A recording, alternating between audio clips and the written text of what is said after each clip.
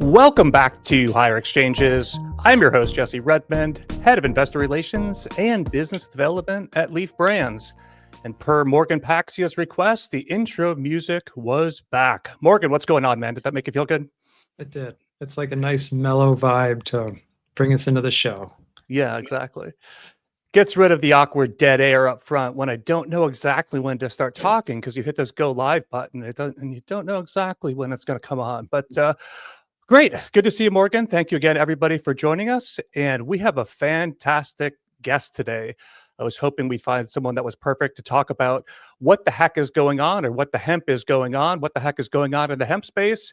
And we have found just the right man for the job. His name is Whitt Steineker. He is a partner at Bradley. Whitt, how are you? Thanks for joining us today. I'm better than I deserve. I don't know about that. I hear good things about you. When you posted your name, there's people immediately in the comments saying great guest. So it seems like people like you out there. That's nice to hear. And it's maybe not an entirely representative sampling, but I certainly try. And I'm excited to be with you guys. I've known Morgan a little bit and think the world of him. And obviously, you've got a great reputation, as does the brand. So it's just fun to talk with people who know what they're talking about. Yeah, I'm looking forward to the conversation. Whitt, first time for us talking, we were catching up a little bit backstage, but maybe for other people that aren't familiar with you, do you mind sharing a bit about your background and how you got into this space? Yeah, I'm actually a reformed litigator. I started my career in New York for a few years, and then I moved to Birmingham, Alabama, which is near where I grew up, about 15 years ago. Got into the cannabis space probably 2017, and have been doing that ever since, and it's become an increasing amount of my practice. It's now the substantial majority of what it is that I do. When we have a practice group, cannabis industry team that works with our other practice groups, because we have about 800 lawyers and 11 or 12 offices around the Southeast primarily. So we do national type work. Our geographic footprint's more in the Southeast. And basically we know most of the cannabis regulations in the places where we operate. And then we put clients in touch with subject matter experts for specific questions that they have. Is it a tax question? Is it a real estate question? We'll always be there to provide sort of the cannabis gloss that needs to be there to make sure that it jives. But, I'm not a real estate lawyer. I'm not a securities lawyer or labor and employment, but we have people who are really excellent at that. And so working together, we think we can get people sort of best in class service at the specific subject matter, but also making sure that it's consistent with the cannabis rules. So it's been kind of fun to do that over the years, and it's been a neat little thing to see grow. And was it your personal interest or more of a firm mandate that got you into the space back in 2016, 2017? Me and a partner of mine, we were both new partners, and we suggested it. We could kind of see it coming. It came a little faster than I thought, and the Farm Bill was right on the heels of when we made the decision, and so we did it sort of unofficially for a while, and we had to have some meetings with management about whether we were going to sort of publicly have a cannabis team. I mean, I've been around for 56 years at this point in the deep South. But the reality is, I think by that point, even things had started the stigmas had started to shift. Even just the polling was shifting. And so they basically, gave us some guardrails, said, you're asking us to trust you. We're going to, don't make fools out of us. And, we try to take that seriously. And then try to approach it really purposefully and build it up in a sort of a respectable and responsible way. And do you tend to focus more on cannabis or the hemp side of things? It's interesting where you are geographically, because I'm guessing you're in more of a hemp hotbed over there than a cannabis, but does your practice span pretty equally, or do you lean into one side more or the other? As a team, I would say we're definitely sort of spread equally, because we have people and because we have people in different offices doing it. In Mississippi, for example, that has a medical program. We've got somebody there who does most of the stuff he does is on the medical cannabis side. When Alabama's medical program gets up and running, I'm looking for some wood to knock on, which could be, as soon as the next few months. I suspect I'll probably be doing, a fair amount of that as well. I will say that, starting a cannabis program in Birmingham in 2017, it must have been what Noah felt like when he was telling people that it was about to start raining. I mean, there was a lot of the work that we did, and by design, this is what got the firm comfortable with it, was working with institutional clients at the firm. It had like banks, real estate companies, commercial developers who are, hey, I've got a strip mall and somebody wants to put up a CBD store. I'm not going to be, in a RICO lawsuit if this happens. And we could get educated. So that was sort of cannabis work for, non-cannabis people. I mean, some of our earliest advice, and even today, was how do I not deal with cannabis companies? I mean, I'm not trying to get anybody out of business, but they're like, hey, look, I've got some rules that, I can't invest in cannabis companies. Can you evaluate this opportunity? And, does it run afoul of some covenant that I've made or some, investor agreement? So that's sort of how it started. Now it's more sort of at the operator level, and, some portfolio company type stuff. The benefit to our model is that we can kind of scale up or down as big as somebody wants to go. It's not just relying on me or a couple of people who, to have all the information. Well, great. That's helpful context. Why don't I pass it over to you, Morgan, and let's dig into some of this recent news. So much to discuss. Yeah, so there was kind of some news that happened recently. I think it's no surprise to folks listening in here that part of the ending the government shutdown included a provision, if I'm saying the right terminology, that included the potential eventual banning of, and I say potential intentionally, of intoxicating hemp products, and as some might say, like closing the loophole from the Farm Bill.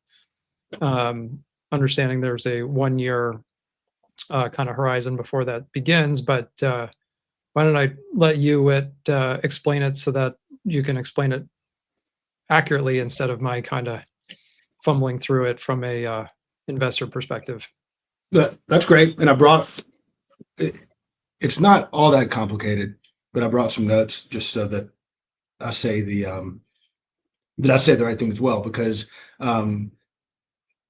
there was no surprise that in DC there was coming a showdown between a number of different interests, alcohol, sort of the factions within cannabis generally, the hemp side, the marijuana side, and ideologically, people had certain beliefs, some certain conservative groups, were in the fold as well, and even people who agreed didn't necessarily agree on how to get things done.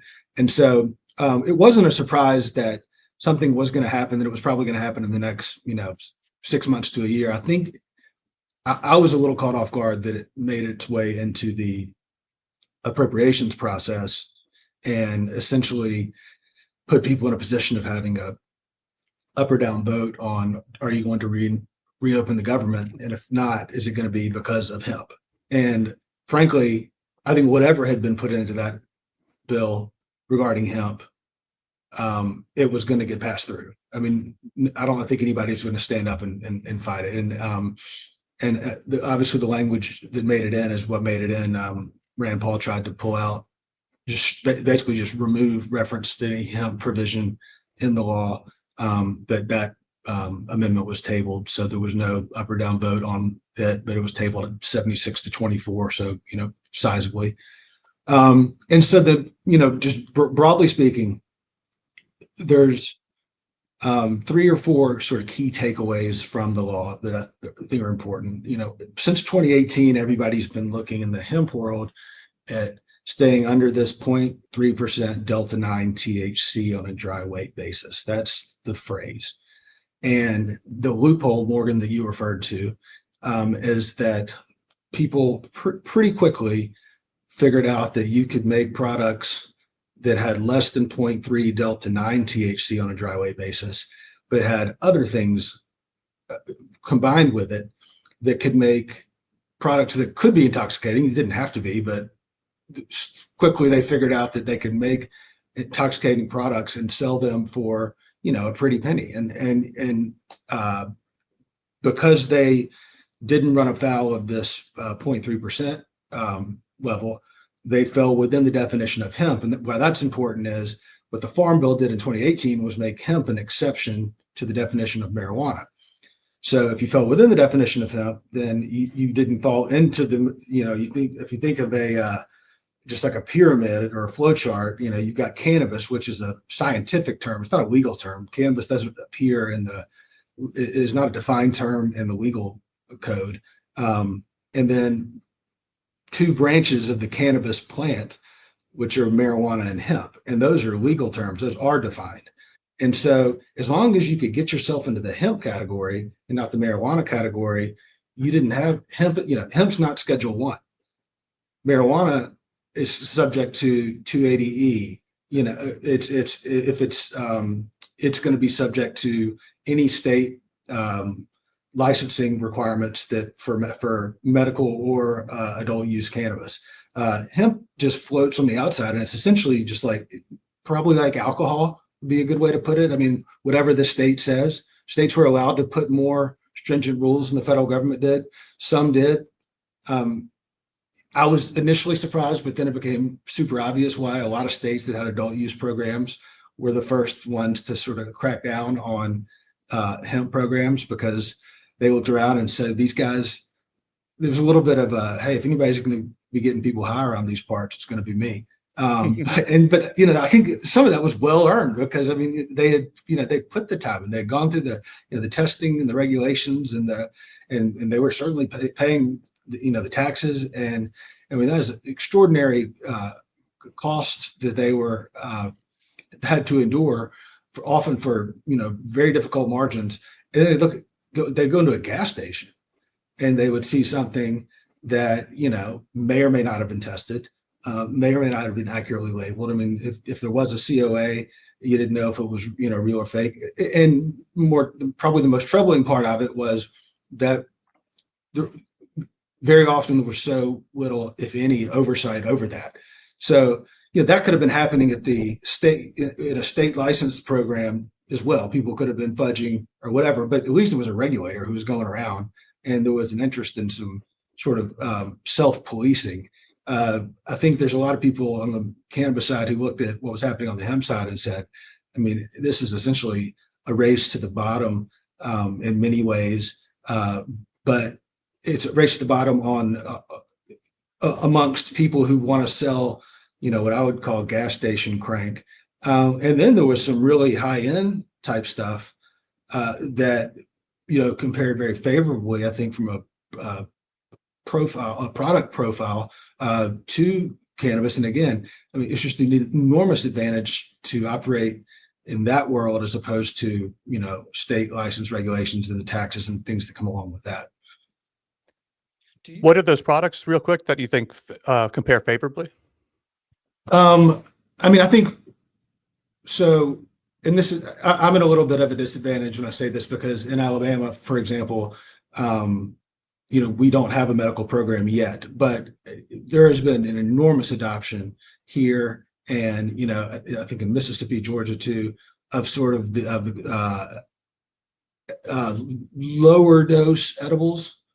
I think there's people who are doing 10, 15 milligram edibles, things like that. Those were selling extraordinarily well, and the beverages are really have dominated, I think, sort of the southeastern market. I don't know what that looks like out in other states. I know there's different rules, but that's been where most of the fighting has been here of late. And there's been some pretty interesting battles in state legislatures with big alcohol. Sort of multi-state operators are certainly are certainly out there as people who are very interested in this discussion and, where it's going to go.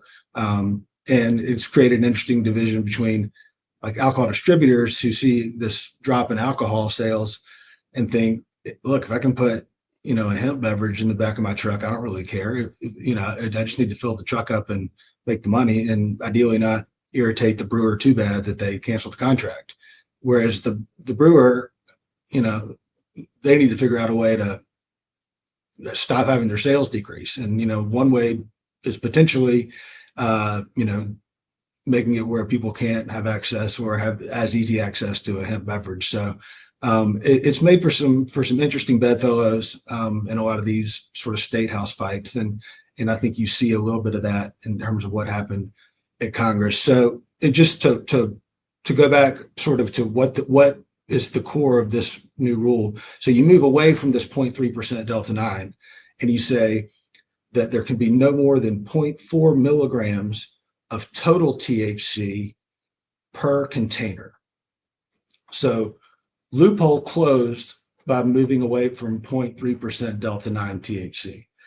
And I mean, look, I think the loophole is always an interesting thing, because I think a clean reading of the Farm Bill in 2018 probably allowed these people to do what they were doing. I think if you spelled it out for Congress in 2018, because I mean, this was 2 pages of a 1,000-page piece of legislation.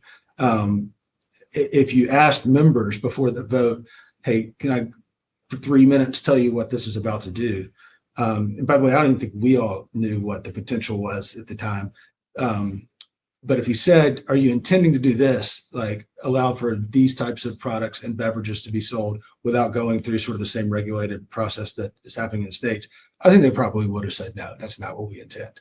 But I mean, if you look at the words on the page, I think that's what the words allowed. And so, I mean, there was a lot of talk. I think to some extent, almost everybody wanted to close the loophole. It was just, do we close it for like, you can't do that anymore? Or do we close it in the sense of like, well, there's no loophole. Now we're just codifying it and saying, yes, you can do it. Because even the people who are utilizing the loophole, it was difficult for them sometimes to go to retailers like a grocery store, for example, who was not looking to be a cannabis dispensary, but it was very, unsure about, was very cautious about running afoul of the law. And what they'd say, is this stuff legal? And you could say yes, but the proper answer was probably, it's not illegal. And you could tell they'd be like, I don't know about that. And so they wanted a bill that said, look, this is legal, hand a piece of paper that their lawyers could get comfortable with. And so even the people taking advantage of the loophole, I think, wanted something. So there's a little bit careful what you wish for in that aspect of it, but loophole, at least that loophole closed. No cannabinoids, regardless of concentration, that are synthesized or manufactured outside the cannabis plant. And I'm going to say this other one, and we'll get to it. No cannabinoids with, quote, similar effects or marketed as having similar effects to THC. That'll be determined by HHS. Because and that'll be very interesting list, assuming this takes effect. That'll be a very interesting list to see what is determined as having a similar effect to THC, particularly given all the different things that THC in its various forms can do. And then again, it's a total THC that we're looking at now, instead of Delta 9 THC only. And so being able to slam in a bunch of Delta 8, Delta 10s, or anything else. And then it says whether naturally occurring or artificially derived. So even if it's natural, you can't put it in there. And so it also tells FDA within 90 days that they must publish, and I think this includes HHS, a list of all cannabinoids known to be naturally produced by the cannabis plant, all naturally occurring THC class cannabinoids, a list of all cannabinoids with similar effects to THC or marketed as such. And they're also supposed to define container more clearly, which, is often what you see in the regulatory process is you get a little more definition than in a broader statute. And that'll be interesting because as it is right now, it seems like it's like the innermost interior wrapper. So, if you've got individually packaged, 20 individually packaged edibles, you're looking at, and they're all in some bigger package that's got some sort of child-proof container to it. Under this one, as I read it, you would be looking at that individual package. The one unit would be the container. But that's the kind of guidance that we're going to hope to see from FDA within 90 days. Although, if you've been waiting around on things like rescheduling for years, Congress can tell FDA they need to do something in 90 days, and maybe they'll do it. But I certainly don't think that there's any guarantees that they'll do it. If they don't do it, it makes sort of interesting about what impact, if any, would this have on the availability to enforce this law. But ultimately, I think they'll get it done, and ultimately it will take effect. But this is where people talk about sometimes sort of there's like a year shot clock built into it. The year by its own terms doesn't take effect till 365 days after signed by the president. Depending on who you ask, is like November 11th and November 12th of 2026. And the law is passed. So it doesn't take effect until then. Implicit in that is unless it's changed or theoretically it could be, pushed out another year, have it extended. That is regularly happens in appropriations debates. This was the result of, something having been extended out. Wait, real quick. Can it be totally canceled or voided or just amended? It could be totally canceled. I don't think Congress is going to go back and say, never mind, we didn't want to do anything with hemp. And, everything that you were doing is fine. Let's go back to what the world looked like 3 weeks ago. I don't see that happening. I think, ultimately, that could be potentially done as part of a, brief, maybe up to a year extension. And I think the goal with at least what the supporters of this legislation say is, look, we didn't want to pull the rug out completely from the farmers. This was a Mitch McConnell supported plan, so was the 2018 Farm Bill. He championed the 2018 Farm Bill. He's the primary reason. It never would have happened without him. And I think he expressed some concern and even almost, borderline remorse at what had become of what in his mind was sort of more of an industrial focused program. And there's still, there's a lot of industrial opportunities, I think probably larger than there was consumable, but, he was hearing a bunch about all these stuff that you can get, and kids were getting their hands on it, and a bunch of, there was a little bit of reefer madness, built into some of what was happening in the hemp world. And I think it was very important to him, and what'll certainly be, one of his final sort of more prominent acts in Congress to take what I think he viewed as a little bit of a mark off of his reputation. So he was the one pushing for this, but also, Kentucky is where so much of this is grown. And so there's a lot of farmers who would be absolutely destroyed if they were told that they had to immediately halt production. This was basically like you have a year to get your affairs in order. That helps, but it's still gonna hurt a lot of businesses, and it's gonna get rid of a lot of money that's out there. There's a bunch of numbers being thrown around about how many jobs and how much money. I think a lot of that is overinflated. But in terms of the potential, I think hemp was probably just getting started. And so, and I think that people who, if there was any compromise needed, giving 365 was a way for people to say, okay, that gives us a chance to get back in the game. We have a year to lobby people, and next time we won't have to pass a vote where a no vote means the government stays closed. And so if it's just a straight up or down vote, I think there's a lot of people in the hemp space who feel like they can get the votes that they need to have the type of legislation they want. And I think that's a wildly open question, because I don't know what the hemp industry position is, because there's so many stakeholders in it. It's a lot easier to be on the side of, hey, let's just get rid of this stuff. And that's an easy message to sell. I mean, people might not buy it, but it's not hard to explain what you want. But if you're somebody who, they all say they want regulation. That's what you say when you just don't want people to put you out of business. So you basically like, I'll take any type of regulation you want. And some of the people I work with, they mean that they could, and they're well capitalized and they're responsible. And they're like, look, if we need to pay a little bit more in tax, if we need to, if you want us to do our testing a different way, whatever, that's fine. But there's a lot of people who aren't doing it that way, and they're going to push for more lax rules. And I think these members, we've already been hearing about this for like 2 years. I mean, they were getting sick of discussing this. Now they voted on it. I mean, not technically, because they didn't have to vote on the Paul amendment other than table it. But I think they probably feel like we've done this.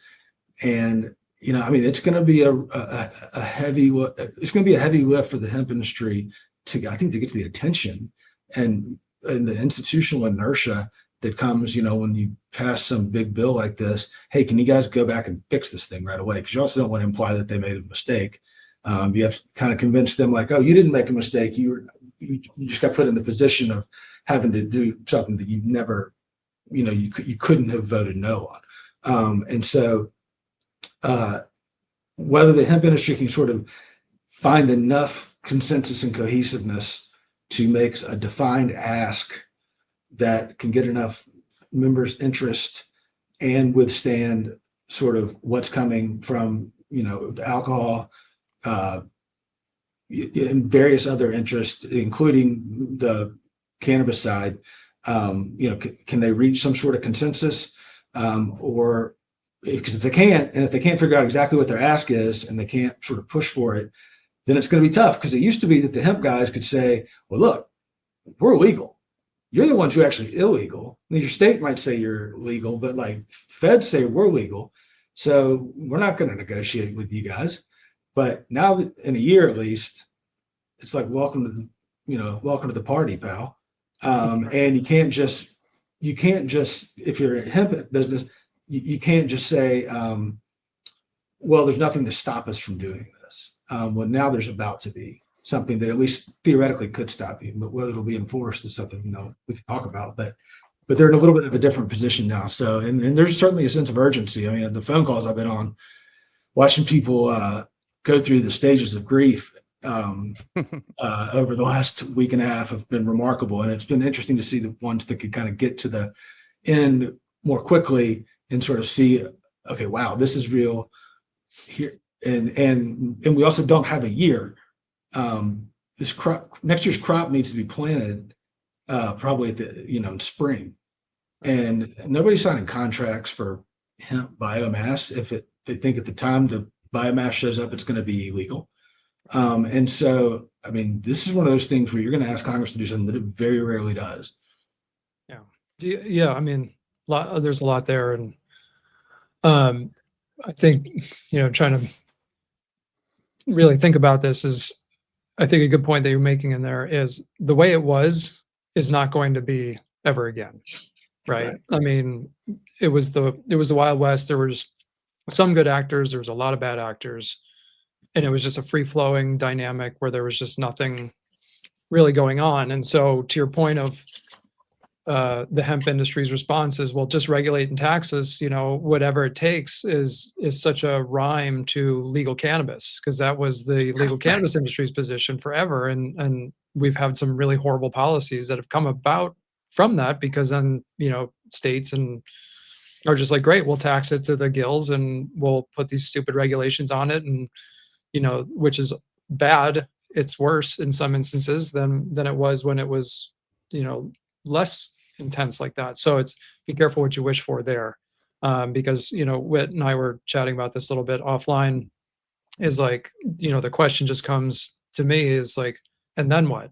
So we have this ban, and they're struggling to come together with what the next steps are going to be, and that's a whole nother can of worms on how to come to agreement of, is this intrastate only, is this interstate, is this what kind of regulations are they looking for? And that's a lot to unpack, and that's a lot to ask, and that's been a big problem for cannabis, legal cannabis in DC, is like, how do we all come together on a single message? Because everyone's like, oh, this is for big cannabis instead of small, the smaller operators, and like, this is just the oligopolies taking everything over, and it creates a lot of infighting, and I could see this just repeating in hemp. And you also have to wonder from the state's perspective of, why would we need to create a whole nother set of regulation and taxing, and to do something around THC where in states that do have legal THC, why would we bother with that? Like California, for example, did a 1-year program where everything will eventually just be through the state legal stores, because that's like that. They're like, this has testing, this has regulation, this has age gating, this has the regulation that we already want to see. And that's sounds like a good idea from a 30,000 foot level, but we still have a lot of issues around access, around too much regulation, around things like that have allowed for rampant illicit market activity. So this is a state level issue. There's a lot of states that need a lot of reform within their legal programs. There's states that still don't have legal markets, and then talking about at the federal level. So it's a year is going to go by in a minute. Yep.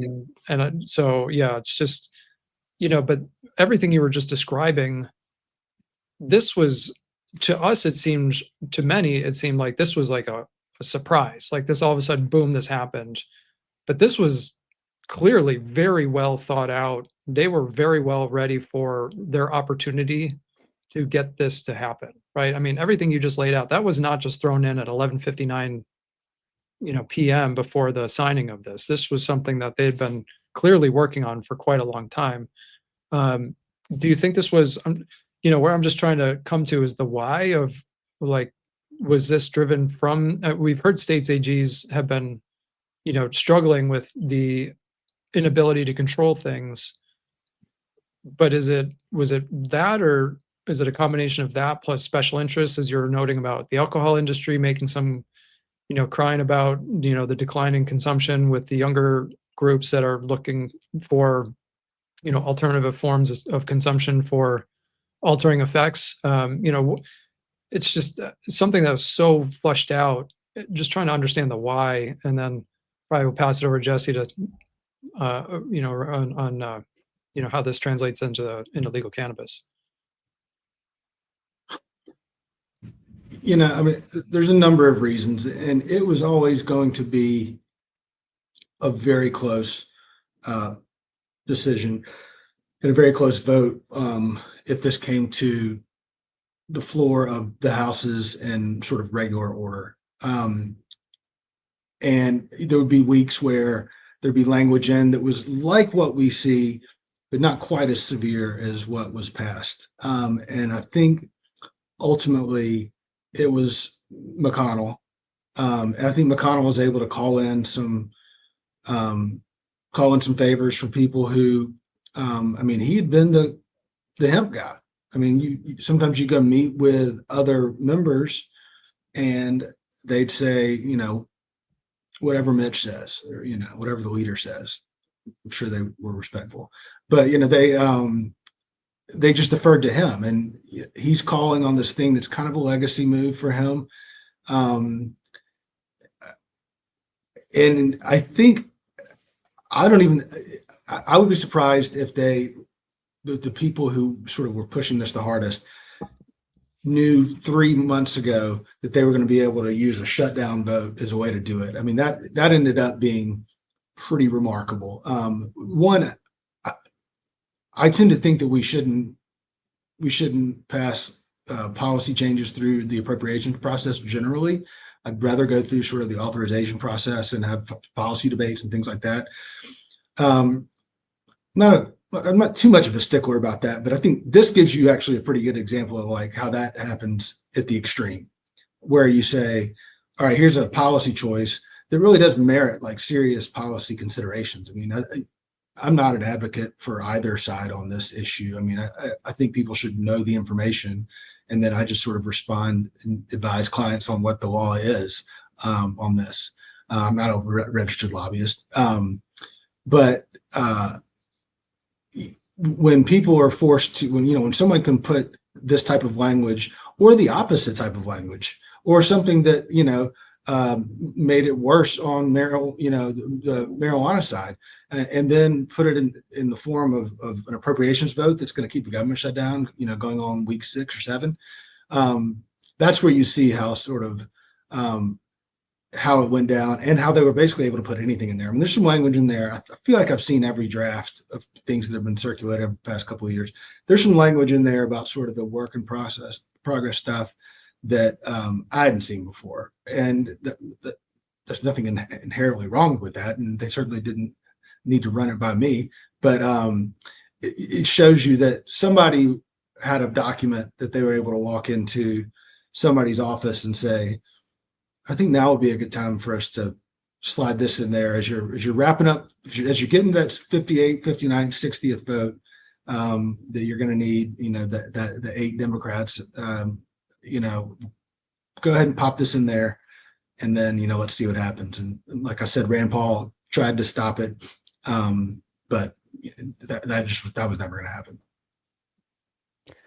And Whit, I think the $1 million question for our audience, which is a bunch of operators, but also skewed heavily towards people that are cannabis investors, Yep. is what are the implications of this for the state legal cannabis industry? And in my mind, when I heard the news, I immediately thought this looked like a positive thing in that some of the TAM that we've lost, some of the money that we've lost going to dispensaries and the legal channels is because people are ordering intoxicating hemp products through the mail or getting them at smoke shops. I realize the intoxicating hemp markets are skewed towards states that aren't generally the biggest state legal markets, particularly where you are in the Southeast. So it's not even close to a perfect 1-to-1 conversion. But it seemed like from that sense, there's some opportunity to capture some dollars there. And then you could look at this as being the first step in terms of establishing more cannabis regulations, more national THC framework. But the market's reaction to it has been the complete opposite. I should have looked it up before the show, but it feels like in the last couple of weeks now that or 10 days, whatever it's been, that we're down maybe 30-35% on the big cannabis ETF, MSOS. There's not enough liquidity there. Just one person unwinding could impact. So correlation does not necessarily equal causation. But I would say, broadly speaking, for me, Whit, the market's reaction has been a little bit different than what I would have expected the implications for the state legal cannabis industry to be. So I'm curious, what's your perspective? Do you see this as being a positive or a negative for the state legal operators? It's a great question. I mean, in many ways, obviously, one of the most important ones that we can talk about today. I also checked MSOS this morning, as I have for the last several mornings, and keep waiting for that to offset some of the other the hemp-based stocks that are. If it makes you feel any better, the hemp-based stocks are doing substantially worse. But I think your instinct, and obviously we'll have to see how this plays out. But if I had to guess, your instinct of sort of short-term decrease in competition is going to have to almost certainly have to be a net positive for the cannabis side. I mean, for all the reasons that you laid out. I mean, right now, I think in so many ways, everybody is just kind of either reeling or freaking out or crashing out. I mean, there's all sorts of reactions, but I don't think anybody's totally settled on what this means. I mean, there's people who maybe in good faith, but certainly some people who I think are just cheerleading for the sake of like trying to keep their job for another year, saying like, we're going to get this fixed. This isn't real. They had the gun, Congress had a gun to its head. Once we talk to them, like they'll straighten this out. I mean, sure, that is certainly possible. And that I think constrains people on the cannabis side from, I think it should constrain them from spiking the football too much. But that's going to be a heavy lift to get done. And so I think there's enough sort of uncertainty, which the market typically abhors, that you're seeing that in the very immediate cycle. I think within maybe a few weeks, you might see people start to understand, like, okay, well, it looks like we're not going back to where we were. We probably won't go back to, we probably won't dramatically overcorrect that either.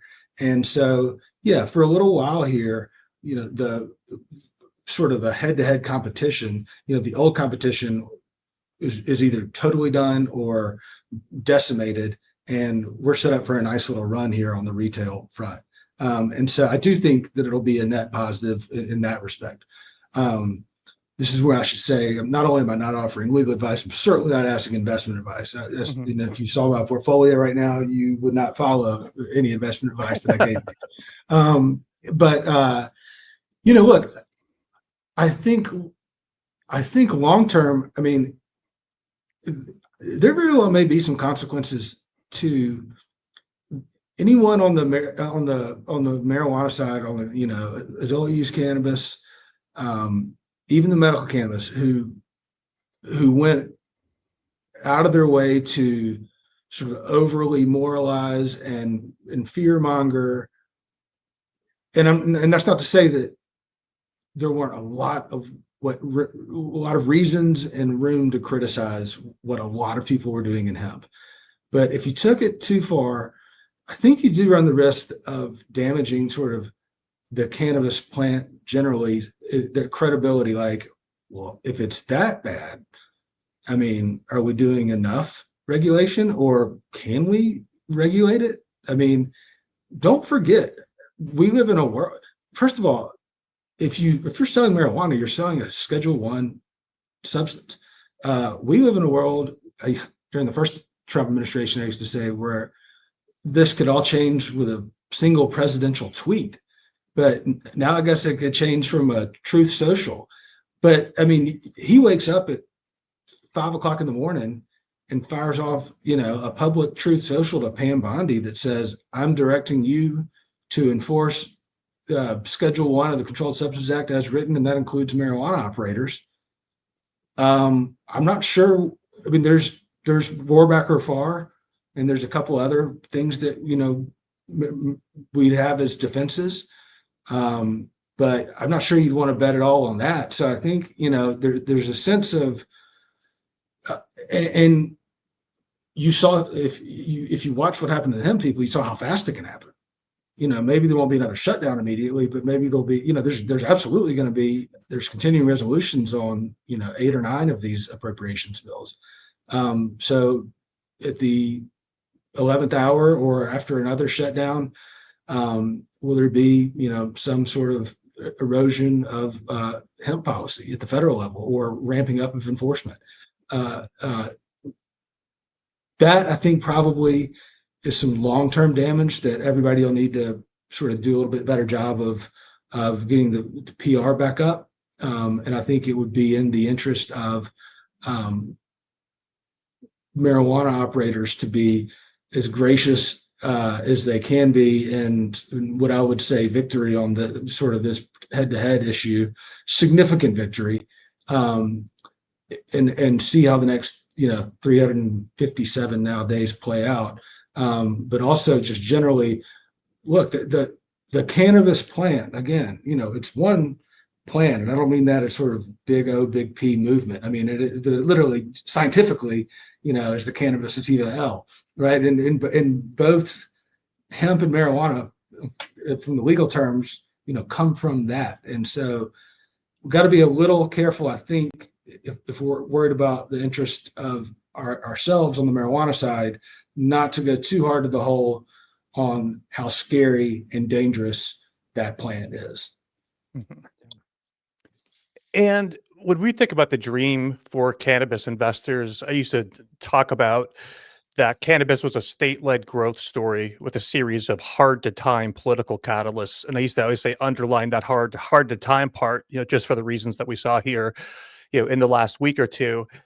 And that path on the political side, we would talk about Schedule 3. It would be a dream to get to States 2.0.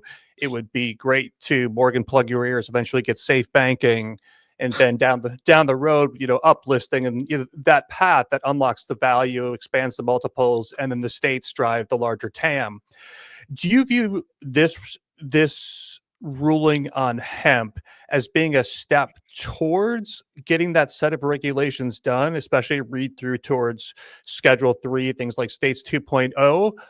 Or do you think it's rational to view this as the beginning of some sort of broader THC crackdown and read through this as a negative for the cannabis industry in terms of unlocking that set of political catalysts, the Schedule 3s, the safe bankings, et cetera? I don't think it makes it. I don't think it forebodes necessarily any sort of broader crackdown. I don't, Congress. I don't think Congress is going to is going to encourage any action on rescheduling, and I'm really not sure. I think rescheduling is going to happen. I don't think there's any sense of urgency. I think I don't think the president really cares.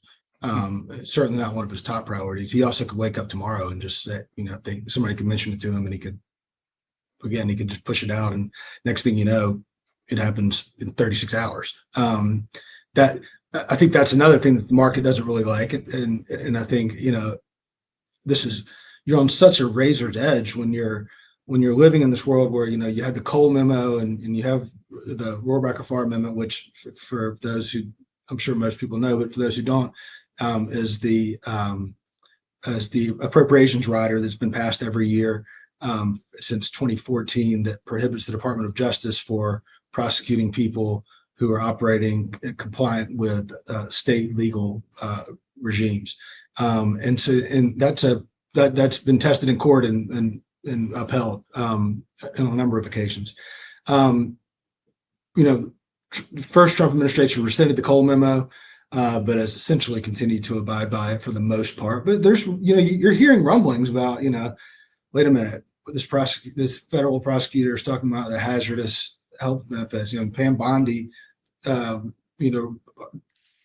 advocated against medicinal in Florida as Attorney General. And you look at HHS and DEA appear to be deferring to each other. It's sort of this circular firing squad. Basically, it's just kind of like who's going to move first. And then I think whoever moves first, I think people probably kind of go along with it. But as long as nobody's pushing it, I don't see a lot of momentum for it. I think it's possible Congress would go along with. For some reason, I'm just convinced that safe banking is somehow never going to pass, just because I feel like the votes have been there for years. And the fact that the Democrats didn't get safe banking passed in the first 2 years of the Biden administration, it tells you, with overwhelming sort of control of Congress in the White House, and I don't think it got a vote. And that was probably more of Democratic infighting and sort of the perfect being the enemy of the good. Whereas now, I'm just not sure you'd have 60 votes for it, but you might. And I think you're more likely to see Congress do stuff like that, States 2.0, than you are some sort of broader crackdown. Because the reality is, to some extent, Congress has already done the severest thing it can do. It made it Schedule 1. Admittedly, that was 70 years or 50 years ago, but they've kind of they've dropped the nuke already, and now it's sort of been just sort of whittling away at it. Maybe you don't see so much whittling anymore until there's some change. If there's a midterm, change, or the end of this, what I think most people assume would be the final Trump term. At that point, it would not surprise me at all if this were a more significant issue in the next presidential election than we've seen it be in the past. We're, as is the tradition here, Morgan, we are long on the agenda and short on time. So if you just give me one more question, I'll toss it over to you so you can get one or two more before we finish here. But I'm curious, kind of a bottom line read. If you were to guess, Whit, knowing it's not financial advice or legal advice, do you think we're looking at this, basically the same ban a year from now? And how would you rate the probabilities that they're able to get low dose beverages and or edibles back into this? So I'm just defaulting to sort of my general worldview. Tom Petty said most things I worry about never happen anyway. There's that line, seldom are our greatest hopes or worst fears realized. That there will be something that prohibits the sort of total collapse of the hemp industry, because that's just the way things tend to go. It's so dramatic how strong, I mean, that is such a dramatic and abrupt elimination of what was a pretty substantially growing business, operated by people who had every reason to think that something like this could happen. And a lot of people told them this was going to happen. But I think they also probably thought, oh, it's not. I mean, because that, they're never going to totally shut it down. And they did. In a year, maybe. And, maybe not. And so if I default to my normal position, at some point in the next year, maybe too late, and maybe with a huge supply chain interruption happening at the same time because they don't do it in time for crops to be planted, something like that, that there will be some sort of accommodation reached where, maybe you have to enter a sort of a state program, or you have to be basically on equal par with the cannabis program in your state if it has one, or something, make it intrastate, because there's going to be something's going to have to be in it for the cannabis side for them to be able to go for this. It won't be like it used to be, but I do think there probably will be some change, and I think you've put your finger on it. It'll be at the beverages and the low dose edibles if it happens, but it's not a guarantee. I mean, I absolutely, I cannot believe we're having this. A month ago, I would have just said you were crazy if we were going to have this conversation. We'd be faced with something that was just this direct. I mean, it's not so much the outcome generally that like, oh wow, they really went ahead and canceled it.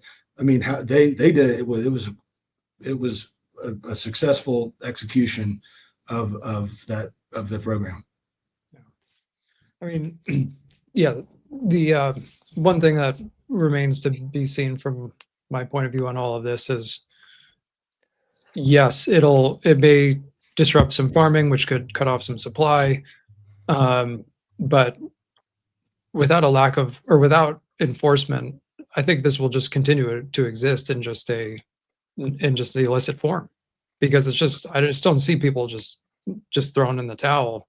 To your point, it's already there, and trying to go into all these bodegas and smoke shops and DTC and like all this stuff is just like, I mean, California DTC is still very much accessible. Anyone can go online and buy stuff and get it here. And even though it's not legal, it's banned, it's not permissible, but it still shows up.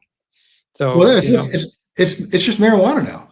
I mean, if one of the things the hemp guys could say is, okay, they're not going after you guys. Now it'll be funny if they start kind of shooting at each other right now. I mean, because then you got to be really careful, right? I mean, if the marijuana guys start to say, y'all can't play over here, then the hemp guys are like, yo, we're exactly you now. Right. And then the response is, no, well, okay, act like us, right. Do all the stuff that we have to do, right. And then maybe we'll let you in. That'll be interesting to see play out, because, they want a whole bunch of new operators sort of flooding the market. And I think in the interim, while that gets sorted out, yeah, I mean, you're exactly right that it'll be a black and gray market situation. Yeah. Interestingly, we were chatting about this internally at Poseidon here, hadn't looked at Kalshi in a while, but pulled up the rescheduling odds. And, 2 months ago, I think we were still north of 50% odds of rescheduling before 26. That's down to 6%. Yeah. So to your point about the loss of momentum, that certainly is proving, at least in the betting world, and 2027, before 2027 is actually still holding pretty steady, which I think is interesting, because that seemed to make a lot more sense to me as far as, trying to think of any kind of legislative reform heading into a midterm, I think is just nonsense. I mean, we're not going to there's nothing's going to happen. The only thing that's going to happen is will come from POTUS if he wants to do something for the benefit of securing midterm elections. But and rescheduling is his big carrot, and we'd all love to see it sooner than later. But it was just interesting on the Kelshi thing. But just in the interest of time, I know we got a couple minutes here left, and I just wanted to quickly touch, because we've only been really talking about the intoxicating aspect of hemp. But what you kind of noted there's this whole other aspect of hemp on the industrial side, and you and I have worked together on a company called Bascor in Montgomery that does just that. They're just industrial. It's for the purposes of textiles and other applications, nothing to do with anything intoxicating. And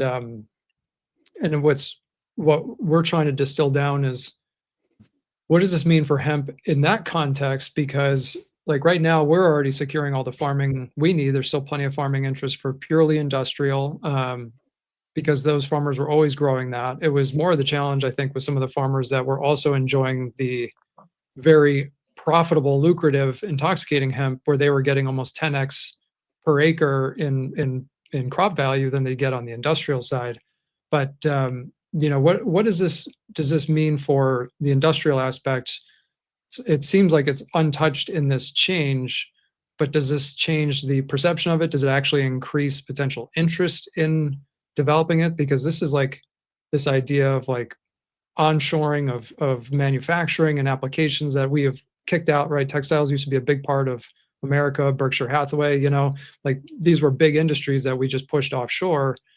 Does this open a door for potentially more of that to come back and more interest in the industrial side? Or how are you seeing any kind of shift? I know it's been a minute, but I mean, what do you think about from the industrial hemp application?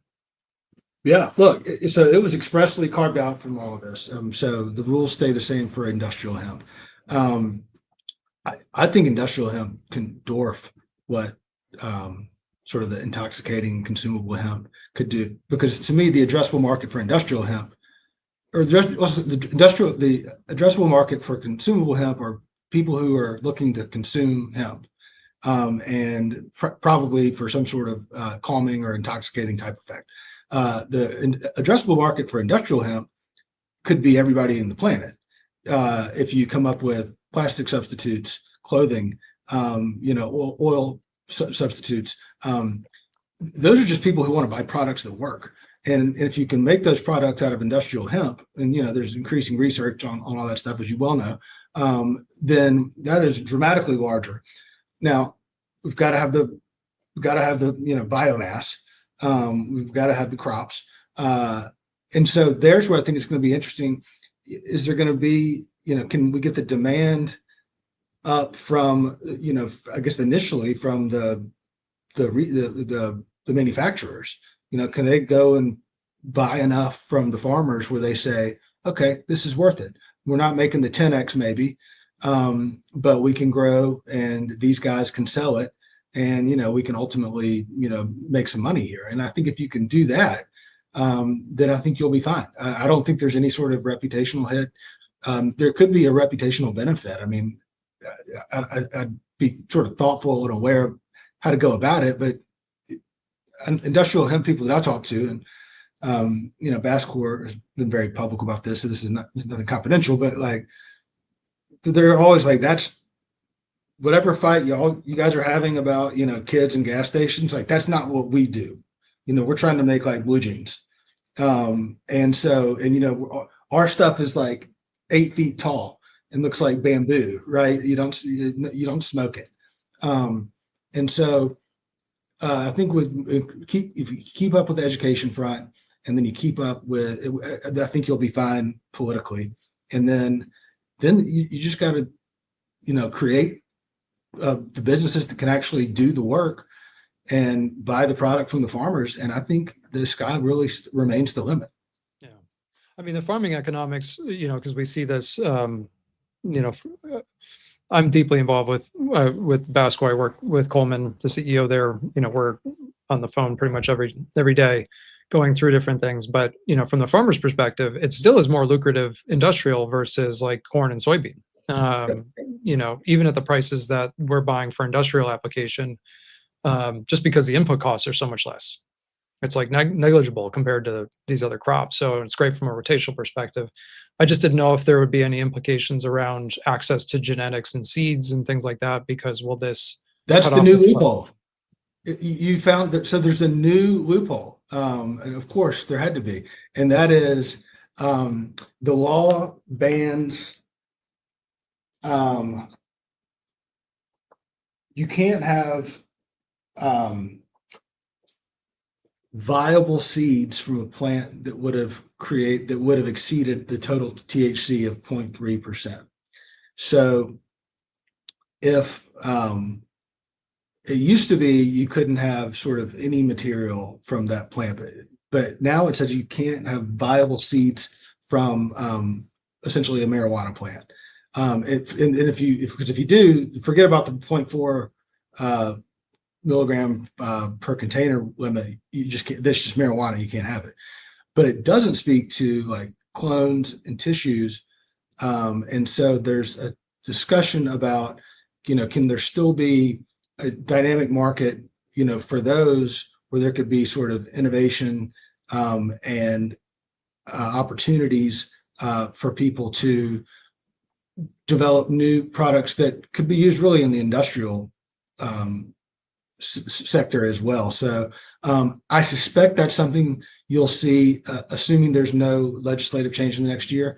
I suspect that's something you'll see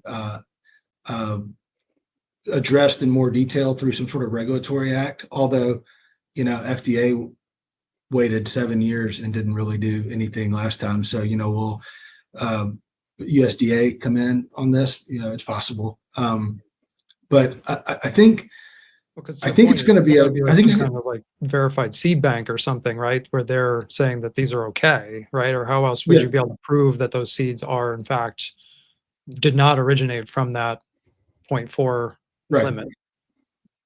Yeah, I mean, I think the bottom line is, I mean, if I were going to put my money into something, then I think the sort of the more stable play would be the industrial, and just hope that it hits the potential that it can hit, as opposed to betting on Congress to take some sort of action. I mean, industrial has shown that it may take a minute to sort of get off the ground, but the potential there is to me is stratospheric, and a lot of the risk has already been sort of factored in sort of the pricing. So yeah, and it's now it's still not the sexiest, but it doesn't have to compete against its sexier sister anymore, because and now maybe it's attractive in the sense that it's not so worried that Congress has made very clear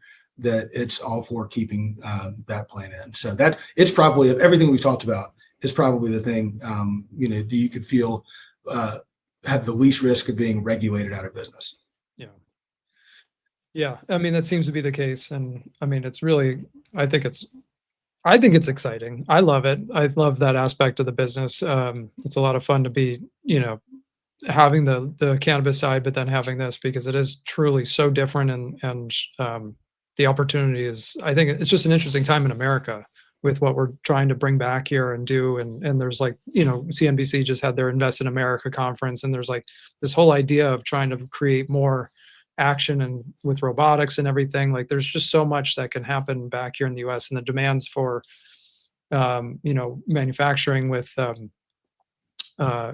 people wanting to do this because of uncertainty around global supply chains with, tariffs on, tariffs off, or however it is like, how do you do capital planning and all that stuff? So, the innovation opportunity there is really interesting. And so, but that's good to hear that that's really pretty well solidified, that that's not of a concern, because, that space has been largely starved of interest and attention, because to your point, it's just not as sexy as the intoxication that we get from the consumables. So, but anyway, yeah. Speaking of intoxication, I assume you've got to run there. There's got to be some folding like patio table lit on fire for you to jump through for tonight's game. Go jump on some tables. Yeah. Yeah. All right, well, let's go Buffalo. That's right. Yeah, I love your point on the timing that that you made earlier when I hadn't really thought through that supply chain part. But if you're talking about the supply chain for all these products, those are generally, if not exclusively, well, not exclusively, but the vast majority certainly are grown outdoor, lots of full term stuff. And depending where you live, those plants are going in the ground, March, April, May, depending on how warm it is. So that seems like that does maybe, expedite this conversation a bit, because you really can't wait for the last minute in terms of if you're a hemp farmer looking to put stuff in the ground. Right. I'd say if you were trying to get some action, you'd be you really want to get that done. Absolutely no later than end of first quarter, and probably want to have a pretty darn good idea that's coming in advance, because that even is probably too late. This needs to be something that, if it's going to happen, is picked up, when they come back from their holiday break. From the December, first week of January. Yeah. Well, I appreciate you taking the time to join us. This was a fun conversation, and there was a bunch more we wanted to get to. So why don't we keep our eye on this, and maybe we can have you back in the first quarter and kind of keep us updated on what's going on here. Whatever you want. This is fun. Well, great. And if you're an operator listening to this, you're saying, damn, that Whitt guy sounds smart. I'd love to hire him and have him do some work for me. How would folks get a hold of you, Whitt? So you can Google me. You can also find me on the Bradley website, or you can go to our blog, which I always love to plug. It's the buddingtrendsblog.com. I think we're pretty active. We try to make it extremely user friendly. We don't use Latin phrases. It's a lot of pop culture references, and which I'm told I date myself, which I didn't used to think was a bad thing. But we try to post on things as currently as we can, and so any of those are good ways to reach me. And I'm always happy to chat with anybody. I don't charge people for phone calls. Just to I charge my friends or people referred by my friends. So I'm happy to talk to anybody. Yeah, that blog's definitely a great read, by the way. So I'll give you a little bit more of a plug. You do a really nice job. It's concise, to the point, and it's good reading. So check it out. And I know you usually share it on LinkedIn too, but I know you've done a lot of coverage of a lot of topics here in the space, and so appreciate the work you're doing there. Yeah. Well, great. Thanks again for joining us, Whitt. Morgan, always good to talk to you, my friend. Good luck with your big game tonight. I'll be tuning into that as well. Thank all of you for listening. Go ahead and give it a watch too. Go ahead and cruise over to YouTube. That's only about 2% of our views right now, which is absolutely insane to me. So if you guys do like to watch stuff, go over, like, subscribe. If you really feel spicy, throw it out a comment on the YouTube. That helps feed the algorithm as well. And we'll be back in about 2 weeks to keep the conversations going. The views expressed, I screwed up the disclaimer. The views expressed in this podcast are provided for informational purposes only. Nothing we said should be considered research nor a recommendation. And today, nothing's legal advice as well. All investing involves risk, including the loss of principal.